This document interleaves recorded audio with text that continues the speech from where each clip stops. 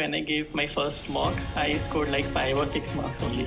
So मुझे इतना बुरा लगा कि I thought कि मेरे लिए बना ही नहीं है. Last year also I scored very bad and इस mocks में भी first mock में 5-6 नंबर आ रहे हैं and I thought कि नहीं हो पाएगा मेरे से तो नहीं क्या है तो अपने लिए है ही नहीं, छोड़ो ये करते हैं इंजीनियरिंग में. बट मतलब सुमित सर के मोटिवेशन से एंड वो कंसिस्टेंसी मेंटेन करने के बाद I score like I started improving. So I started reading. Hello everyone, I am Ashutosh Gupta and I scored 98.76 percentile in CAT and in Quant I scored 99.2 percentile. So I have a 3 years of work ex also as an engineer. So I began my CAT journey with CAT King only starting from July. And last year also I gave CAT and I was like very confident. I thought कि मुझे तो preparation की जरूरत ही नहीं है. So I scored like very bad. So this year I thought कि let's prepare for the CAT and CAT King I think is the best where you can start. Dashboard itself is like has all the material, all the mocks are there, and I used to read all these things during weekends and on weekdays also I used to give 1 hour because of my job. So I guess consistency is very important that you have to maintain. Daily you have to practice and weekly mocks you need to give. So starting from VRC, I remember when I gave my first mock, I scored like 5 or 6 marks only. So मुझे इतना बुरा लगा कि I thought कि मेरे लिए बना ही नहीं है. Last year also I scored very bad and इस mocks में भी first mock में 5-6 नंबर आ रहे हैं and I thought कि नहीं हो पाएगा मेरे से तो जॉब भी थी साथ में तो मुझे लगा पैसे तो आ ही रहे हैं ठीक है मतलब क्या ही करना है MBA करके. बट मतलब क्लासेस अटेंड की मैंने सुमित सर की एंड ही मोटिवेटेड मी कि नहीं करना चाहिए और ज़रूरी है मतलब. सो फिर वही है कि मोटिवेशन इज रिक्वायर्ड. अगर मॉक में कम मार्क आ रहे हैं ओवर कॉन्फिडेंस तो बिल्कुल नहीं होना चाहिए. मतलब आई रिमेंबर मुझे क्वांट में बहुत ज़्यादा कॉन्फिडेंट था because I am an engineer. But एक मॉक में मेरा क्वांट में भी मार्क्स काफ़ी कम आए थे और VRC में तो कम आ ही रहे थे उस टाइम पे. तो ओवरऑल बहुत ही कम मार्क आए थे तो मुझे लग रहा था कि नहीं क्या है तो अपने लिए है ही नहीं, छोड़ो यही करते हैं इंजीनियरिंग में.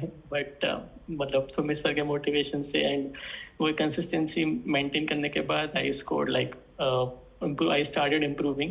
So I started reading Aeon essays in VRC. Daily I used to read like while going back to my home from office in car कि मुझे ऐसे पढ़ना ही है, कुछ कॉम्प्रिहेंशन उसका बनाना ही है, खुद से लिखता भी था मैं. मतलब कैसे ना कैसे करके मुझे टाइम निकालना था मेरी जॉब से अलग. और मतलब वो एक ज़रूरी होता है कि daily you need to give time to this. वो रीडिंग हैबिट मेंटेन करना is very important in VRC specially for engineers जिन्होंने लाइफ में लाइक कभी पढ़ा नहीं है सच. जो लोग न्यूज़पेपर नहीं पढ़ते या नॉवेल्स नहीं पढ़ते उनके लिए तो बहुत ज़रूरी है कि एक रीडिंग हैबिट मेंटेन करना बहुत ज़रूरी है. सो Aeon essays is best for that. बाकी डैशबोर्ड पे भी बहुत ज़्यादा मटेरियल है वो आप पढ़ सकते हो VRC के लिए. वो भी क्वाइट सफिशिएंट है. तो उससे धीरे धीरे करके मतलब मेरे VRC में मार्क्स इंप्रूव हुए.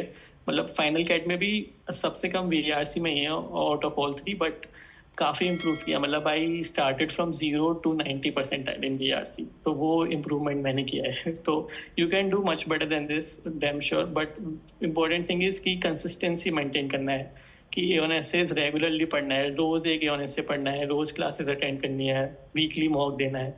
तो वो चीज़ें बहुत ज़रूरी है. VRC में you need to select the passages. उसमें 16 questions हैं, 8 questions VA के हैं, 16 RCs के हैं. तो उसमें अपना स्ट्रेंथ ढूंढना पड़ेगा कि क्या आपका स्ट्रॉन्ग है, VA स्ट्रॉन्ग है या RC स्ट्रॉन्ग है. तो मेरा ऐसा था कि मुझे RC पढ़ने में बहुत ज़्यादा टाइम लग जाता था. तो मेरा पूरा 1 घंटा RCs में निकल जाता था, VA पे मैं आ ही नहीं पाता था.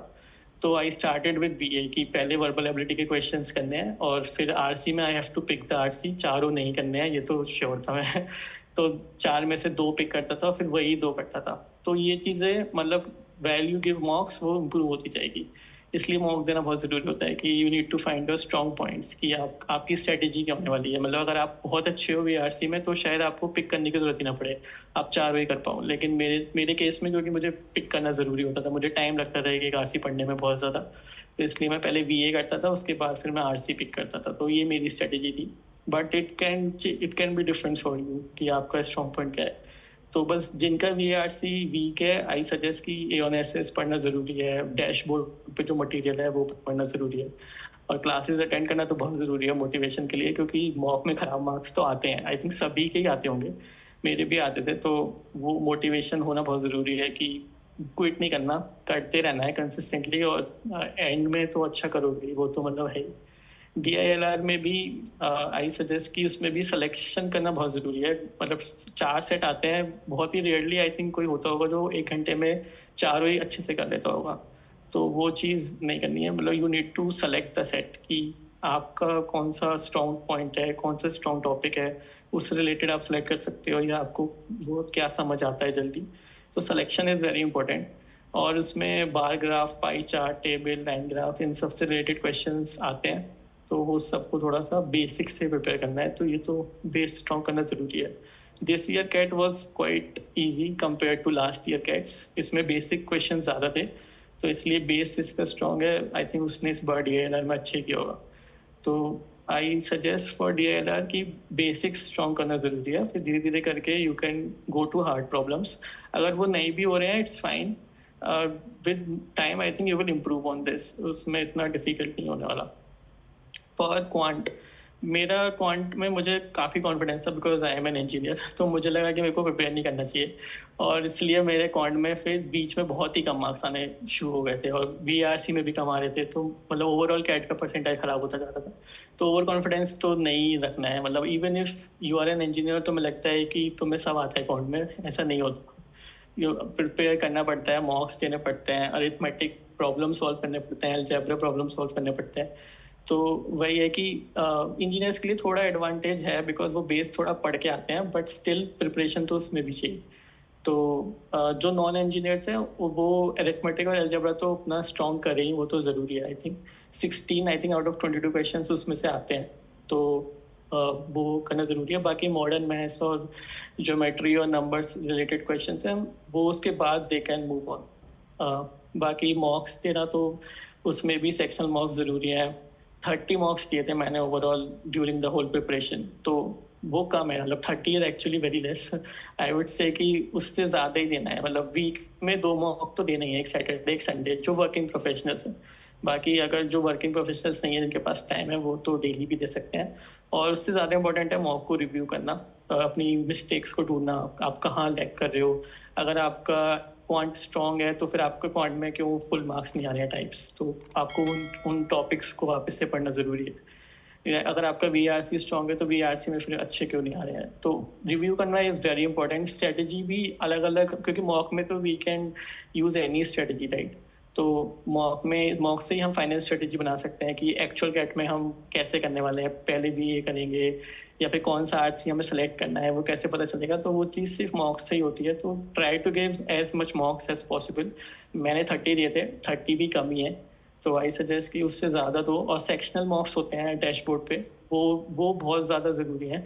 उसमें you get a little bit extra time, तो उससे पता चल जाएगा कि कौन सा तुम्हें चूज करना है, और तुम कितना टाइम लेते हो for each section. Like DILR में 4 अगर है सेट्स, तो तुम्हें एक सेट करने में कितना टाइम लग रहा है, तो वो तुम कैसे उसको कम कर सकते हो, वो चीज़ बहुत ज़रूरी है। क्योंकि ऐसा नहीं है कि DILR में सेट सॉल्व नहीं होगा, अगर आप पूरी रात बैठोगे तो भी सॉल्व तो कर ही लोगे, पर वो चीज़ नहीं करनी है, राइट। आपको कम से कम टाइम में वो सेट सॉल्व करना है। तो वो क्या, कैसे सॉल्व करना है, किस तरीके का सेट है, आपके क्या स्ट्रॉन्ग पॉइंट्स हैं, वो चीज़ सेक्शनल मॉक से पता चल जाती है। It's 4 तो o'clock. इसलिए सेक्शनल मॉक देना बहुत ज़रूरी है। और बाकी फुल मार्क्स देना चाहिए, 30 प्लस से तो ज़्यादा ही देना चाहिए आई थिंक। और मोटिवेट रहना बहुत ज़रूरी है पूरे जर्नी में। बहुत बार ऐसा होता है कि लगता है कि कैट छोड़ देते हैं। जिन मेरा तो जॉब था, तो मुझे लगता था कि पैसे तो आ ही रहे हैं, सैलरी तो आ ही रही है, स्विच विच कर लेंगे तो बढ़ जाएंगे पैसे। पर अगर आपको करना ही है MBA और आपको करियर में आगे बढ़ना है, तो वो एक मोटिवेशन होना बहुत ज़रूरी है कि लोग कुछ भी कह रहे हैं, फिर भी आपको कंटिन्यूटी मेंटेन करनी ही है। और जो भी आपका टारगेट है, लेट्स से ABC, उसको ध्यान में रखते हुए बस काम करते रहना है। मार्क्स कम भी आ रहे हैं, तब भी डिमोटिवेट नहीं होना चाहिए, और बस करते रहना चाहिए। बहुत बार ऐसा हुआ कि मॉक में कम मार्क आएंगे, लगेगा कि छोड़ देते हैं, लेकिन वो चीज़ नहीं करनी है। मतलब मेरे साथ तो बहुत होता था कि कभी कभी मॉक में बहुत ही कम मार्क्स आते थे, पर मैंने कंसिस्टेंसी मेंटेन करी, और वो चीज़ आई थिंक बहुत ज़रूरी है। क्लासेस अटेंड करना ज़रूरी है फॉर मोटिवेशन। वो आई थिंक बेसिक चीज़ है। That's it. कट। और all the best for CAT कर दे लास्ट में चलो। Oh yeah, all the best everyone for the CAT exam.